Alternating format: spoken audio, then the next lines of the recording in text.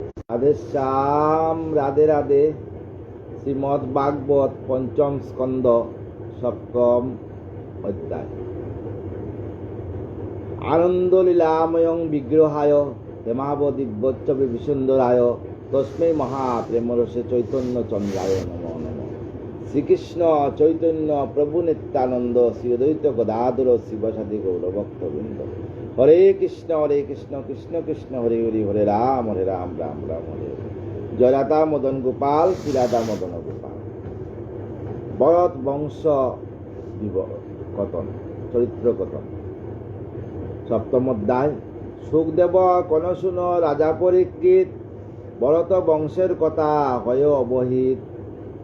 সুখদেব রাজা পরীক্ষিতকে বললেন যে ভারতের বংশ কথা শুনো।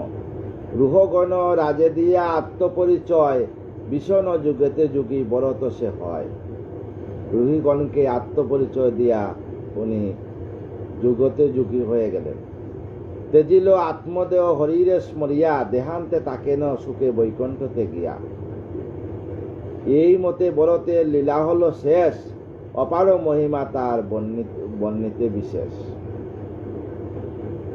পুণ্য বংশে ভরতের রাজা পরীক্ষিত, মহিমা কিঞ্চিত তার হও অবহিত। ভরতের এক পুত্র নামেতে সুমতি, পিতাসম গুণবান হরিপদে মতি।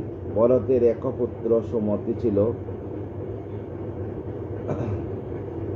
পিতাসম গুণবান হরিপদে মতি, পিতার মতো হরিপদে মতি।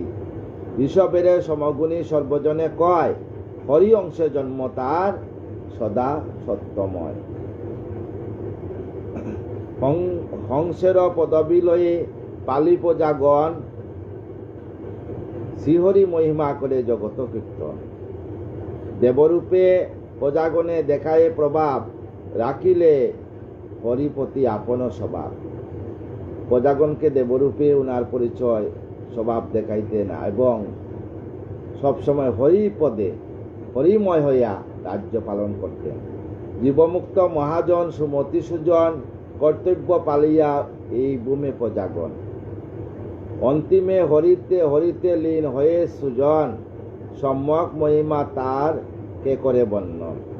বিদ্যসেনা নামে তার আছিল কামিনী, রূপেতে তুলনা তার ছিল সৌদামণি। অতি পবিত্রতা সতী হরিপতি মতি, পশবিলা একপুত্র রূপে প্রতিপতি। নামেতে দেবতাজিত দেবেন্দ্র সমান, কার সাধ্য ক্ষমতায় করে পরিত্রাণ। দান যজ্ঞ বতা দিতে রাখি নিজ মনে, কর্তব্য ভাবিয়া পালি রাজ্য প্রজাগণে। দান যজ্ঞ সমস্ত কিছু করিয়া প্রতিটা রাজ্য প্রজাগণকে নিজের সন্তান মতো পালন করতে লাগলেন। দুষ্টের দমন করি শিষ্টের পালন, কুলরক্ষার জন্য তিনি পুত্র উৎপাদন। দুষ্টের দমন করলেন এবং শিষ্টের পালন, যারা কৃষ্ণ ভক্ত তাদের পালন, কুলরক্ষার জন্য তিনি পুত্র উৎপাদন। হরিপদে মতি রাখিতে দিলেন কায়, দৈবরূপে বৈকুণ্ঠতে সম্মান তাহায়। অসুরী নামেতে ছিল তাহারও কামিনী, তার কামনী ছিল অসুরী নামেতে, রূপেতে ছিলেন তিনি ভুবন মোহিনী। শুভক্ষণে স্বামী দেবী লভিল সন্তান, দেবোদ্যুম নামে তার গুণবান।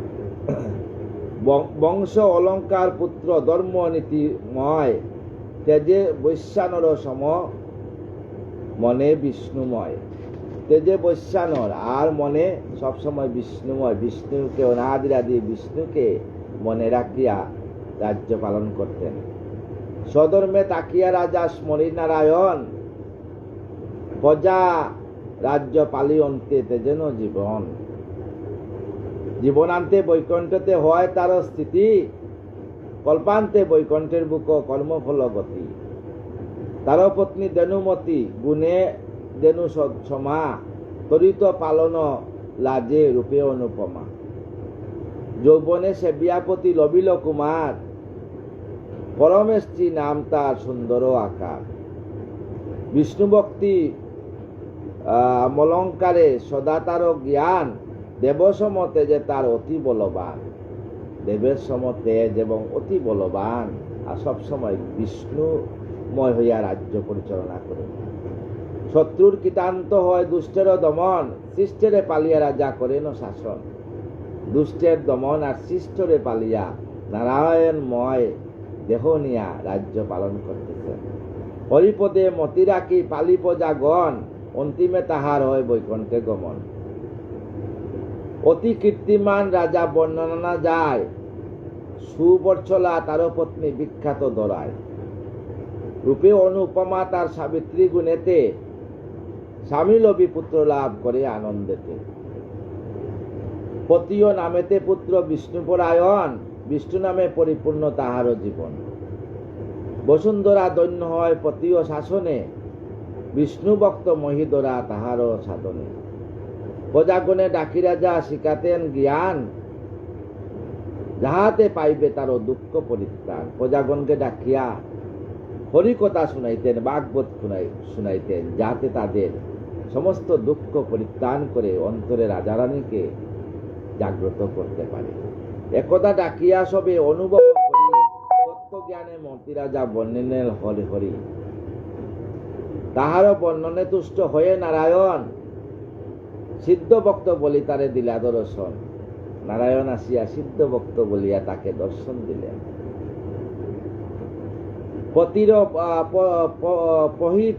পতিহের পত্নী নাম সুবর্চনা ছিল, সর্বগুণে গুণান্বিত সকলে দেখিল।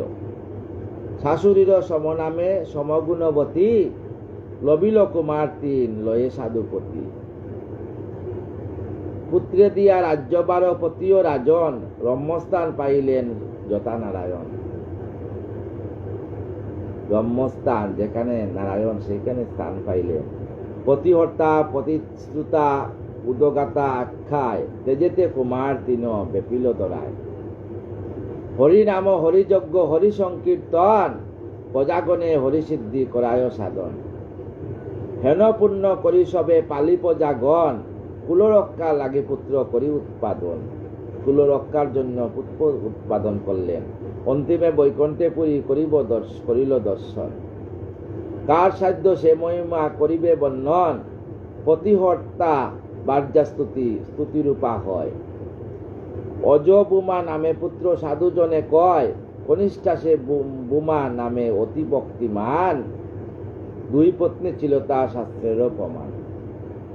পুণ্যকর্মে মতি রাখে সেই মহাজন, বসিয়া সংসারে করে রাজ্যেরও শাসন। দুই নারী গর্বে করি পুত্র উৎপাদন, হরিযুগ করি কইলা বৈকুণ্ঠে গমন। ঋষিকুলা নামে তার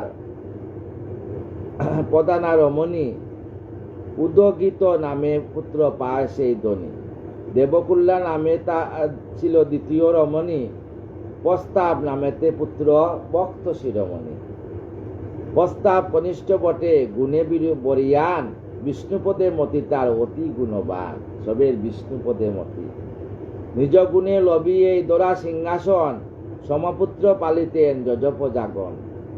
সমস্ত প্রজাগণকে নিজের মতো করিয়া নিজের সন্তান ভাবিয়া পালন করতেন।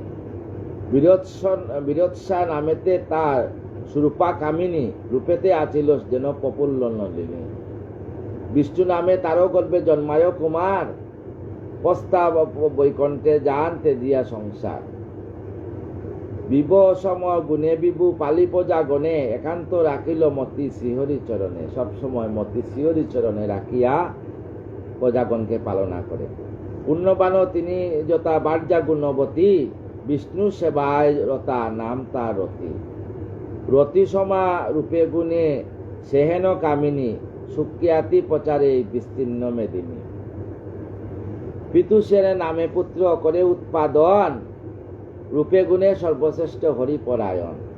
পুত্রে দিয়া দরাবার বিভু বাবি হরি, বৈকুণ্ঠেতে যান রাজা অতীতরা করি।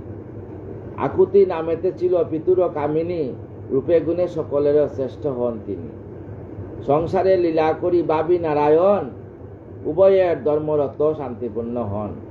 শুভক্ষণে লবিলেন একটি কুমার, অতি ভক্তিমান পুত্র নক্ত নাম তার। রক্তে রাজত্ব দিয়া তেজি রাজ্যবার, বৈকুণ্ঠতে চলিল রাজা তেজিয়া সংসার। যৌবনে পাইয়া নক্ত রীতি নামে নারী, পালিলে নিজ রাজ্য ধর্ম আচরিয়া রাজ্য পালনা করতেন। অতুল সম্পদ তার পাণ্ডু বংশধর, বুগ মুখ্য দুই পথে তাহার অন্তর। এ ভীষণ ব্রতে রাজা করি দেহ জয়, লবিল ধার্মিক পুত্র নাম তার গয়। তারে দিয়া রাজ্যবার তেজিয়া সংসার, নরদেহ তেজে যান বৈকুণ্ঠ আকার। গয় নামে তার পুত্র ধার্মিক সৃজন, রাজস্বী তার কেয়াতি বেপিয়া ভুবন। পিতা সম বুগ মুখে মতি তার হয়, তার শাসন দ্বারা পূর্ণ হয়। তার শাসনে দ্বারা সমস্ত পূর্ণ হইয়া গেছে। দীর্ঘ আয়ু প্রজাগণ আদি ব্যাধিহীন, যজ্ঞব্রতে তার কীর্তি সতত প্রবীণ। বুগ দেহ রাখি রাজা, ব্রহ্মে রাখি মন, সংসার মাজারে ব্রহ্ম করেন দর্শন। জ্ঞানেন্দ্রিয় তিনি হীন অভিমান, শুনিলে তাহার নামে লোকে পুণ্যবান। তার নাম শুনলে লোকে পুণ্যবান হয়। তাহারও চরিত্র লয়ে যত কবিগণ, লিখিল কতক শাখা শাস্ত্রের লিখন। যার কাছে পরাজিত হইয়া সমরে, কতদিন নিপগণ অতি শ্রদ্ধা বরে।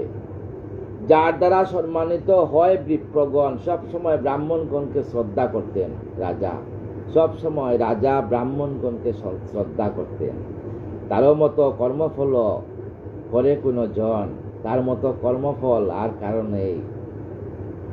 যারা ব্রাহ্মণকে সম্মান করে তারা সর্বজ্ঞানী হয়। এই জন্য ব্রাহ্মণকে, গুরুকে সম্মান করতে হয়।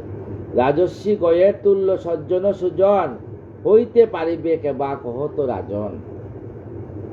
দক্ষ কন্যা গণ যারে অভিষেক করে, স্বয়ং পৃথিবী মাতা যারে বুকে ধরে। স্বয়ং পৃথিবী মাতা যাকে বুকে ধরছে, তারও তুল্য কোন জন পারিবে হইতে, গয়েরও সমান রাজা নাহিক মহিতে। তারও যজ্ঞে সমরস সেবিয়া প্রচুর, অতিশয় প্রীত হয় ইন্দ্র আদি সুর। সেই বিষ্ণু লাগিয়ে তো তপযুগ দান, সেই বিষ্ণু আসিত সেই যজ্ঞ বিদ্যমান।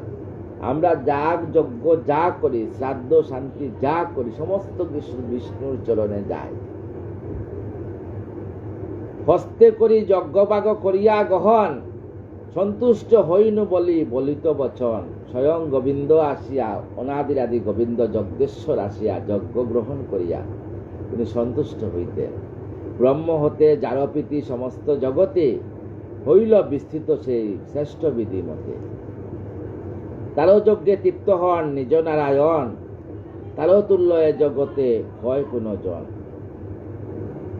গায়ন্তী নামেতে সাধ্বী তাহারও রমণী, তারও গর্বে 3 পুত্র লবে নরমণি। চিত্তরত্র জ্যেষ্ঠ মধ্যম সুগতি, সে অবিরুদন হয় কনিষ্ঠ সুমতি। জ্যেষ্ঠ পুত্রের রাজ্য দিয়া মহারাজ গয়, গমন করেন তিনি বৈকুণ্ঠ আলয়। পিতা সম চিত্তরত ছিলেন মহৎ, নানামতে প্রজাদেরও প্রিয় মনোরথ। সব সময় নানামতে প্রজাগণকে পালন করতে, উন্না নামে সাধ্বী বার্যা করিয়া গ্রহণ, সম্রাট নামেতে পুত্র করিয়া উৎপাদন। পিতা সম পুত্র সেই লবিল যৌবন, চিত্ররত করিলেন বৈকুণ্ঠ গমন। পিতা পুত্র একসঙ্গে বৈকুণ্ঠ গমন করেন। উৎকলা কামিনী সহ সম্রাট কুমার, হরিপদে মতি লাগি করেন সংসার। মরিচি নামেতে পুত্র অতীব সুমতি, তায়া দিয়া রাজ্য রাজা লীন হয় পতি। মরিচি আমাদের ব্রাহ্মণের যে টাইটেল, আগের দিনে কিন্তু ব্রাহ্মণের কোনো টাইটেল ছিল না। সব গোত্র দিয়া, গার্গ, বশিষ্ঠ, সমস্ত ঋষিদের গোত্র টাইটেল ছিল। গার গোত্র, বশিষ্ঠ গোত্র, উগ্রসভা গোত্র, তারপরে রতিদর গোত্র, এইরকম অনেক অনেক গোত্র আছে। বরদাজ গোত্র, বাৎস গোত্র, শাণ্ডিল্য গোত্র। এখন রাজত্বকালে এগুলা আস্তে আস্তে ব্রাহ্মণে গোত্র পরিবর্তন টাইটেলে পরিণত হয়ে গেছে। কিছুটা বল্লাল সেনের আমলে টাইটেল পরিণত হয়েছে। ব্রাহ্মণ ব্রাহ্মণেই, ব্রাহ্মণের মনে কোনো ভেদাভেদ নাই। তুলসী পাতা, ছোট তুলসী পাতা, বড় তুলসী পাতা। কিন্তু আমাদের সমাজে কিছু লোক আছে, হ্যাঁ, চট্টোপাধ্যায়, গঙ্গোপাধ্যায়, যেমন আমরা যেমন চট্টোপাধ্যায়, গঙ্গোপাধ্যায়, বন্দ্যোপাধ্যায়, ভট্টাচার্য, চক্রবর্তী, হ্যাঁ, এগুলা সব উপাধি বাবা, এগুলা উপাধি। টাইটেল হইল মানুষের গোত্র দিয়া মানুষের পরিচয়। তো মরিচি গোত্র মরিচি ঋষির বংশধর, আলম্যান গোত্র আলম্যান ঋষির বংশধর, কাশ্যপ গোত্র কাশ্যপ ঋষির বংশধর। এইভাবে ভারতবর্ষের সৃষ্টি হয়েছে। পরবর্তী আস্তে আস্তে মানে গোত্রের মানে টাইটেলে পরিবর্তন হয়েছে। মরিচি নামেতে পুত্র অতীব সুমিতি, তারে দিয়া রাজ্য রাজা লীন হরিপতি। যেমন উত্তরে বৈষ্ণবরায়, দক্ষিণে ঠাকুরবাণী, আর যত বুসাই আছে জানিবা না জানি। বিষ্ণু জনাতি ব্রাহ্মণ, যে বিষ্ণুকে বিষ্ণুময় হইয়া যে ব্রাহ্মণ সেবা করে সবসময় বিষ্ণুময় হইয়া থাকে, সেই প্রকৃত ব্রাহ্মণ। খালি ব্রাহ্মণ হলে চলবে না, নবগুণে ব্রাহ্মণ হইতে হবে। ব্রহ্মার বিষ্ণুর মুখ থেকে ব্রাহ্মণের সৃষ্টি হয়েছে, তাই বলছে শাস্ত্রে ব্রাহ্মণকে সম্মান করবে। আজকে থেকে নেই, সেই সত্য তেতা দাপট থেকে পৃথিবীর সৃষ্টি থেকে ব্রাহ্মণের সম্মান হয়ে আসছে। তো মরিচি নামেতে পুত্র অতীব সুমিতি, তারে দিয়া রাজ্য রাজা লীন হরিপতি। রাজ্য তাকে দিয়া উনি লীন হলেন হরিপতি। মরিচি লইয়া রাজ্য পেয়ে বিন্দুমতি, জন্মাইলা বিন্দুমাত্র নামেতে সন্তিতি। সরলা রমণী লয়ে রাজা বিন্দুমান, জন্মাইলা মধু নামে রাজসী সন্তান। সুমনা পত্রীরে লয়ে মধু মহাজন, বীরব্রত নামে পুত্র করে উৎপাদন।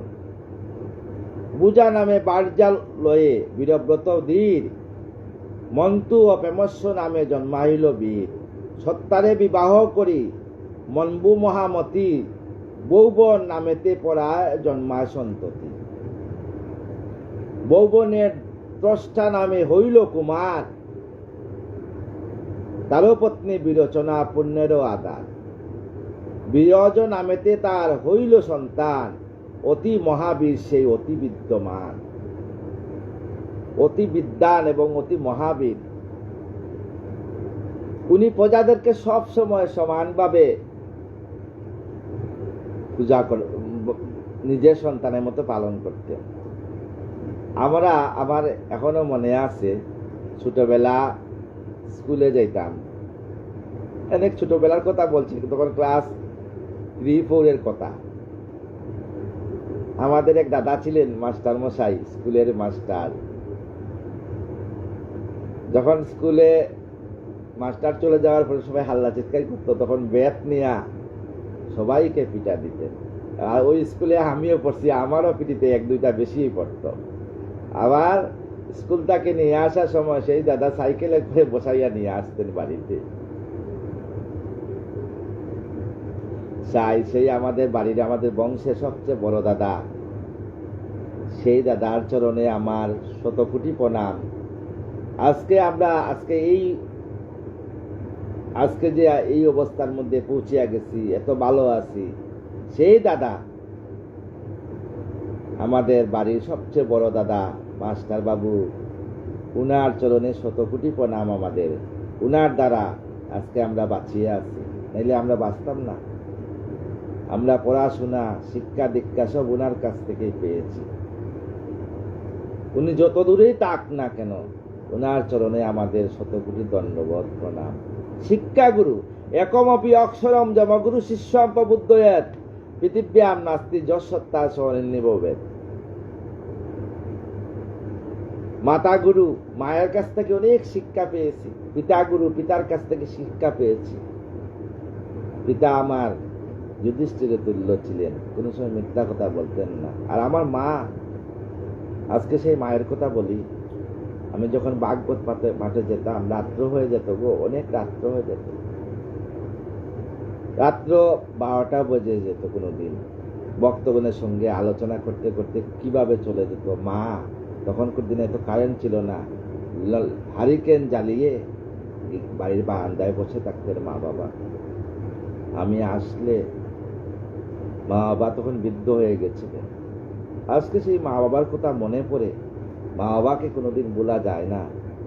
এই যে উত্তরীটা খুলিয়ে রাখতাম, পাঞ্জাবিটা খুলিয়ে রাখতাম, মা বাবা কি করতো, সে উত্তরে নিয়ে বাবা নিজের মস্তকে এইভাবে জড়াইয়া দিত, মা জড়াইয়া দিত। বলতাম, মা বাবা, মা গো তুমি এইগুলা করো কেন? মা বলতো, দেখ আমি বৃদ্ধ বয়স হয়ে গেছে বাবা, এখন আমি আর সাধুগুণের চরণধুলি পাই না, আমি আর ভাগবত কথা শুনতে পাই না, কৃষ্ণ কথা শুনতে পাই না, তাই এই চরণধুলি মাথায় নেই আমি। দেখেন, ভূমে গরিয়সী মাতা স্বর্গদেবী উচ্চতর পিতা, জননী জন্মমুচ্চ স্বর্গদেবী গরিয়সী। আর সেই ভারত ভূমি তখন তো একটাই ভারতবর্ষ ছিল, নেপাল, ভুটান, ব্রহ্মদেশ, বাংলাদেশ, পাকিস্তান, আফগানিস্তান, এগুলো সব মিলাইয়া ভারতবর্ষ ছিল। তাই গৌরীয় মঠের এক মহারাজ একদিন আসিয়া বলছিলেন যে ভারতের বুকে কেউ যদি কুকুরের জন্ম নেয় সেও কিন্তু পুণ্যবান। এত পুণ্যবান, হরি নাম করবেন। আমাদের নামেও বোধহয় ভারতবর্ষ আরো, এই দেহ সনাতন, পৃথিবী সনাতন, গাছ বৃক্ষ লতা পাতা আকাশ জল বায়ু সব হরিময়, সব সনাতন, অনাদির আদি গোবিন্দর সৃষ্টি সব। তাই গোবিন্দকে পারলে যে নামেই ডাকেন, রাধেশ্যাম, রাধারানী, হরিকৃষ্ণ, রাধাস্বামী, যেভাবে যে গুরুদেব আপনাকে মন্ত্র দিয়েছেন সেই মন্ত্র জপ করবেন, শেষের দিনে আপনাকে সেই গুরুদেব আপনাকে বৈকুণ্ঠতে গোবিন্দের চরণের দর্শন দিয়ে দেবেন। গুরুত্যাগী হবেন না। সূর্য সম তেজে আর শাসন সমান, হরিব্রতে সদাসঙ্গী বাবে নারায়ণ। বিভূষী নামেতে তার আছিল কামিনী, গুণে অদ্বিতীয় তিনি রূপে সৌদামণি। তার গর্ভে শতপুত্র এক কন্যা হয়, সর্বে মহাকীর্তিমান কে আতি বিশ্বময়। সত্যজিৎ নামে পুত্র জ্যেষ্ঠ সবাকার, তাহারও তুলনা বিশ্বে নাই ছিল আর। একে একে বলে তোর যতক সন্ততি, করিলা প্রতাপে রাজ্য হরিপদে মতি। ধার্মিক হইয়া সবে করিল শাসন, কারো সাধ্য সব কথা করিতে বর্ণন। সকলের বুক সুখ মাতায়ে সংসার, অন্তিমে বৈকুণ্ঠ গিয়া করেন বিহার। কেননা সংসার মাঝে জন্মে পুনরায়, কর্মফলে একেবারে স্বর্গে চলে যায়। এহেন পবিত্র বংশ রাজা পরীক্ষিত, ভুবনে না ছিল কবু একদা নিশ্চিত। হেন বংশ কথা যে করিব কীর্তন, প্রসন্ন তাহার প্রতি নরনারায়ণ। বরত বংশ কথা যেহেতু সুতমায়, বর্ণিলাম তব কাছে নাসিতে মায়ায়। মহাবুকে বুকি সেই বাবে যদি হরি, বরত বংশের সম পায় ববতরি। তাই বলি মহারাজ স্থির করি মন, এক মনে ভাব সেই প্রভু নারায়ণ। এক মনে অনাদি আদি গোবিন্দকে ভাববেন। ভুবনের কথা রাজা শুনত তপর, যথায় যে রূপে হরি হয়েন গোচর। সুবোধ রচিল গীত হরি কথা সার, শুনিলে শুনালে নাশ হবে মায়াবার। এই যে আমরা বিশাল বড় একটা দেশ ভারতবর্ষ, আমাদের গোবিন্দ কি এই ভারতবর্ষটা পুরা স্বাধীন করতে পারতেন? পারতেন না তো। এক রাজা কি ভারত রাজাকে স্বাধীন করতে পারতেন? এই জন্য গুরুদেব, যেমন ব্রাহ্মণদের ওই লোকিয়া, ব্রাহ্মণদের কার্য কি? যাজনিক ব্যবসা। এক ব্রাহ্মণ কয়েক শ্রেণী আছে। এক শ্রেণী হইল যাজনিক ব্যবস্থা, পূজা পার্বণ করে। এক শ্রেণী হইল গুরুতা ব্যবসা। এক শ্রেণী ব্রাহ্মণ কণ্ঠাহার ব্রাহ্মণ, শ্রাদ্ধ শান্তি করেন। এই 3 শ্রেণী। শঙ্করজনী, শঙ্কপু, কর্ণপু, আর আমাদের ভাষায় বলে চুঙ্গাতপু, রান্নারও ব্রাহ্মণ আছে।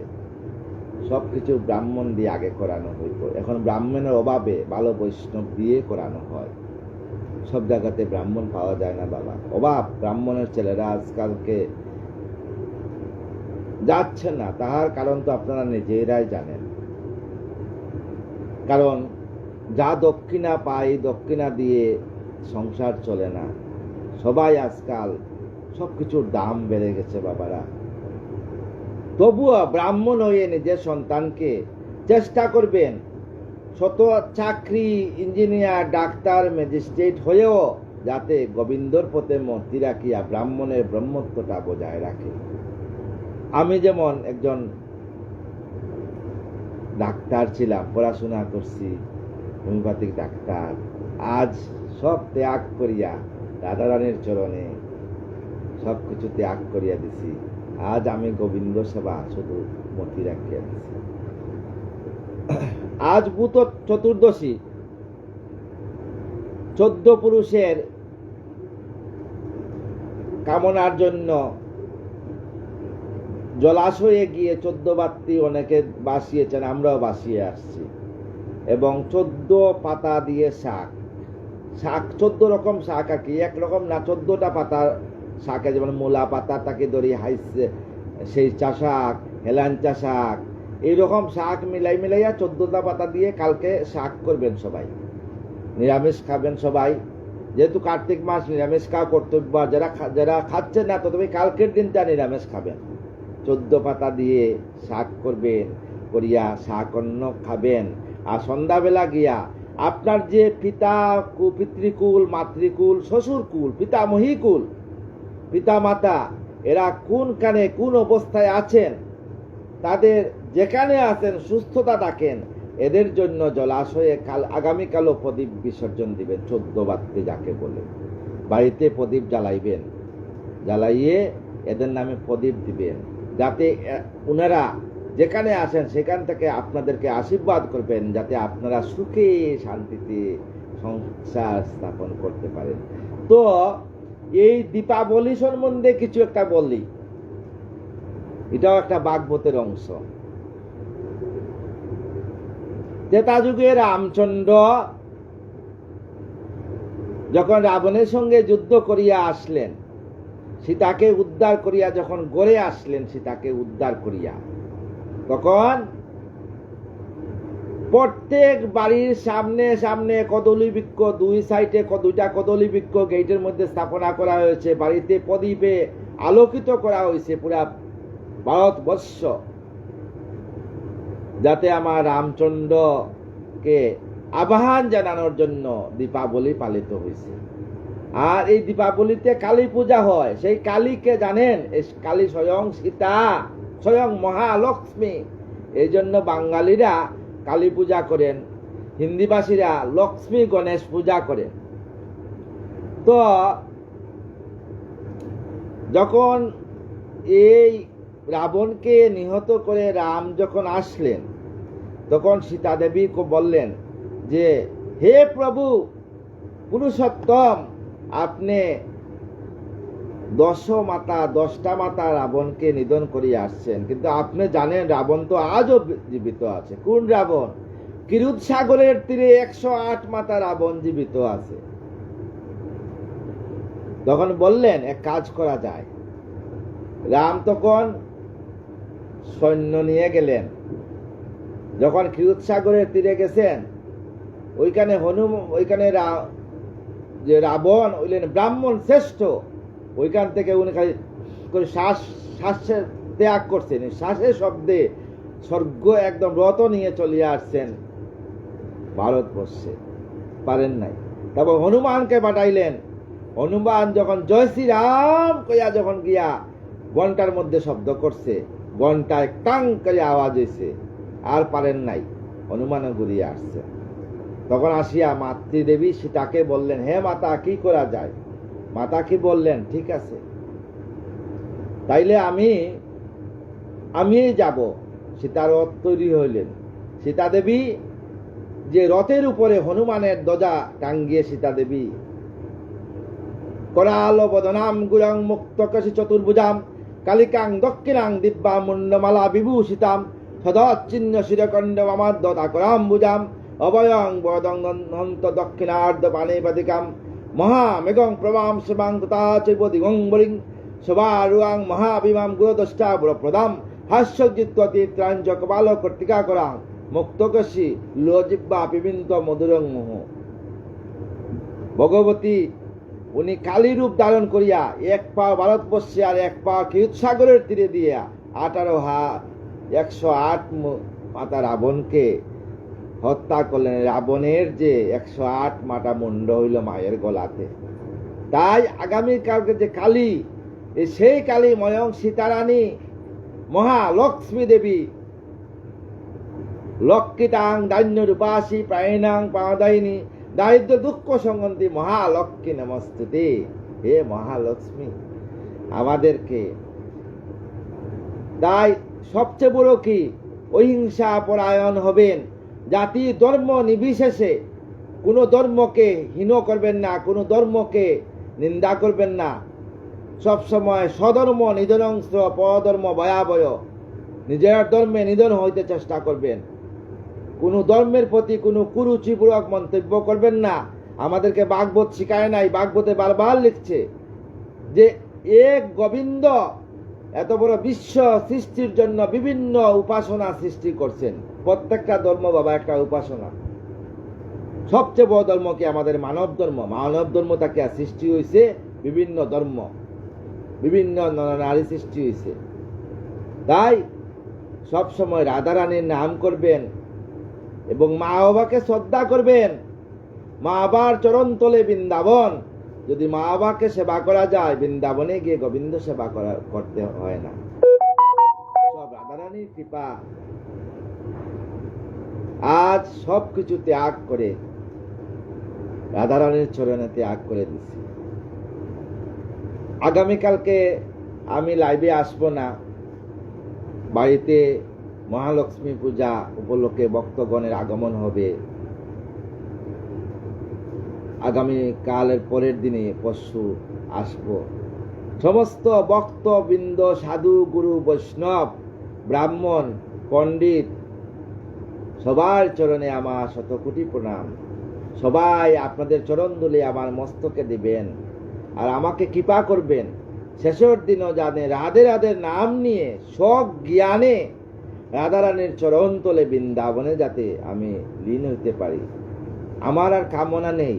আমি কারো কাছে লাইভে আসা স্টার চাই না, কারো কাছে চাই না। শুধু চাই আপনারা যে ভাগবত কথা শুনছেন। আমার দেখেন আমি খুব অসুস্থ, সুগার প্রেশার নিয়ে যে আপনার কাছে যে আসি, তা বোধহয় রাধারানী কৃপা। রাধারানী বলছেন, আমার গোবিন্দ বলছেন যে যেখানে ভাগবত হয় সেখানে আমি ভক্ত মধ্যে ভক্ত হয়ে ভক্তর মুখ নিঃসৃত বাণী ভক্তকে শুনাই সেই ভাগবত কথা রূপে। আর আমিও শুনি, আমিও আমার যেখানে ভাগবত পাঠ হয় সেখানে আমি আমার সখীগণ নিয়ে আমিও উপস্থিত থাকি, আমিও ভাগবত কথা শুনি, আমি আনন্দ লাভ করি। তাই ভাগবত কথা শুনবেন, সাধুদের প্রতি কৃপা রাখবেন, যারা অনাথ এদেরকে সেবা করবেন, দারিদ্র দুঃখীদের সেবা করবেন। অন্যের জন্য কত কষ্ট করে মানুষ, অন্নহীনকে অন্ন দান করবেন, বস্ত্রহীনকে বস্ত্র দান করবেন, সর্বজীবে সমান মায়া রাখবেন। তখন ওই আপনার হরিময় এই বৃন্দাবন ধামে রাধারানীর যুগল সেবা হবে। তাই সমস্ত বৈষ্ণব সাধুগুরুর চরণে আমার অশেষ মিনতি, আপনারা কৃপা করেন, চরণধুলি মস্তকে দেন যাতে আমি রাধারানীর যুগল চরণ প্রাপ্ত হই গো। আর কিছু চাই না আমি।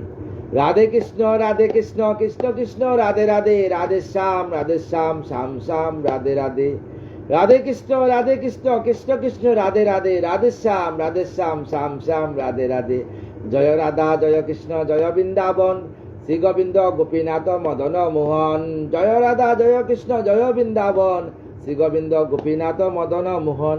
জয় রাধে জয় রাধে জয় রাধে জয় রাধে জয় রাধে জয় রাধে জয় রাধে জয় রাধে জয় রাধে জয় রাধে জয় রাধে জয় রাধে।